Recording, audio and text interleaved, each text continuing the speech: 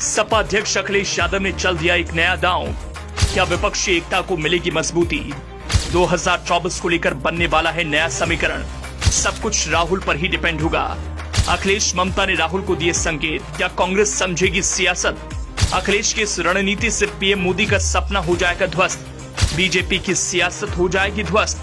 कांग्रेस नेता राहुल गांधी के साथ बहुत बुरा हुआ। विपक्ष एक स्वर में कह रहा है, अखिलेश कह रहे हैं, ममता कह रही हैं, लालू कह रहे हैं, केजरीवाल कह रहे हैं, करीब करीब पूरा विपक्ष कह रहा है। लेकिन इस पर सपा अध्यक्ष अखिलेश यादव ने राहुल के कांग्रेस के लिए एक बात कह दी, जिसके बाद सियासत ने अलग तरह का रुख कर लिया। अखिलेश की नई रणनीति अगर कामयाब होगी तो यकीन मानिए 2024 की लड़ाई में बीजेपी की हालत खराब हो सकती है।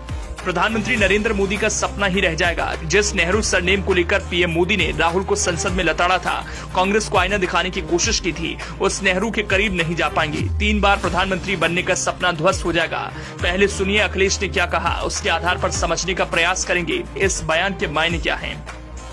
जो विषय आप पूछ रहे हो, जिस विषय पे आप मुझसे बातचीत कर रहे हैं, वो विषय बहुत दिनों से चल रहा है और ईडी, सीबीआई, इनकम टैक्स का छापा पड़ना, उनके प्रति या उनके साथ लगातार इन एजेंसियों ने भेदभाव किया है और भेदभाव इसलिए किया जा रहा है कि वो अपमानित महसूस करें।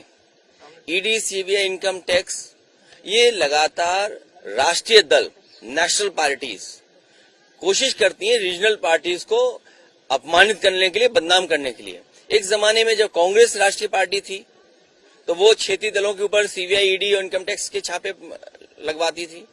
आज बीजेपी है तो वो रास्ता वही है। मुझे नहीं पता है कि क्या कांग्रेस चाहती है, लेकिन कांग्रेस को ये मौका मिला है।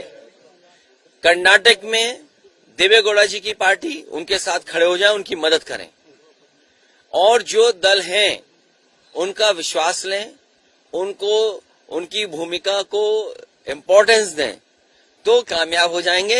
भारतीय जनता पार्टी उत्तर प्रदेश से नहीं, केवल देश से भी बाहर हो जाएगी। राहुल गांधी को क्या इस वक्त कुछ बातचीत हो पाए जिस तरह से उनके सदस्य? मैं इतना बड़ा नेता नहीं हूं कि मैं बातचीत करके कोई सुझाव दूं। वो नेशनल पार्टी है। केवल हमें ये जो लगता है, जो मुझे लगता है, वो मैं कह सकता हूं कि अब जिम्मेदारी कांग्रेस की बनती है कि रीजनल पार्टीज को आगे करें और उनके साथ खड़े हों, जिससे भारतीय जनता पार्टी का मुकाबला किया जा सके। मैं देख रहा हूं कि भारतीय जनता पार्टी के सीनियर नेता से लेकर के जमीनी नेता क्या कह रहे हैं, पिछड़ों का अपमान हो गया। अरे भाई, हमारे घर को, मुख्यमंत्री आवास को गंगा जल से धोया बीजेपी के लोगों ने, तो ये बीजेपी का कहना कि उन्होंने किसी का अपमान कर दिया है। अरे इनके भाषण सुनोगे अगर आप, उत्तर प्रदेश में जो भाषण दिए हैं, इन्होंने तो कितना अपमान किया है। इनके ऊपर तो मानहानि दावा ज्यादा होना चाहिए। और 15 लाख जो देने की बात की थी, वो मानहानि नहीं होगा कि 15 लाख रुपए तुम्हारे अकाउंट में पहुंच जाएंगे। वो मानहानि का मुद्दा नहीं बनता। आपने तो जनता के साथ और लोकतंत्र में ये वादा कर करके आप पीछे हट गए। दरअसल सपा अध्यक्ष अखिलेश यादव ने एक नया दांव चल दिया है। राहुल गांधी की लोकसभा सदस्यता जाने के बाद पहले तो वो बीजेपी पर जमकर बरसे, लेकिन अब 2024 चुनाव को लेकर नया समीकरण बनाने में लग गए हैं। अखिलेश यादव कह रहे हैं, अब जिम्मेदारी कांग्रेस की बनती है कि रीजनल पार्टियों को आगे करे, जिससे बीजेपी का मुकाबला किया जा सके। अखिलेश यादव ने कहा, मैं देख रहा हूं बीजेपी के नेता कह रहे हैं पिछड़ों का अपमान हो गया। हमारे घर मुख्यमंत्री आवास को गंगा जल से धोया, बीजेपी के लोगों ने तब अपमान नहीं हुआ। इससे पहले समाजवादी पार्टी के सबसे वरिष्ठ नेता मोहम्मद आजम खान साहब की सदस्यता छीनी गई, उनके बेटे की सदस्यता छीनी गई और सपा के विधायक हैं रमाकांत यादव, उनकी सदस्यता कैसे छीन ले।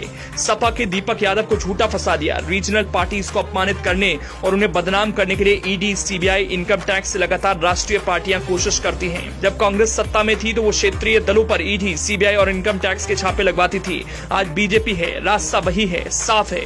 अखिलेश राहुल गांधी को ऑफर दे रहे हैं, साथ आइए, लेकिन इस गुमान के साथ नहीं कि आप ही चेहरा हैं, आप ही राष्ट्रीय पार्टी हैं। आपके पार्टी के सामने क्षेत्रीय पार्टियों को कोई अस्तित्व नहीं। शायद यही वजह रही कि सपा अब तक कांग्रेस से दूरी बनाकर बैठी है।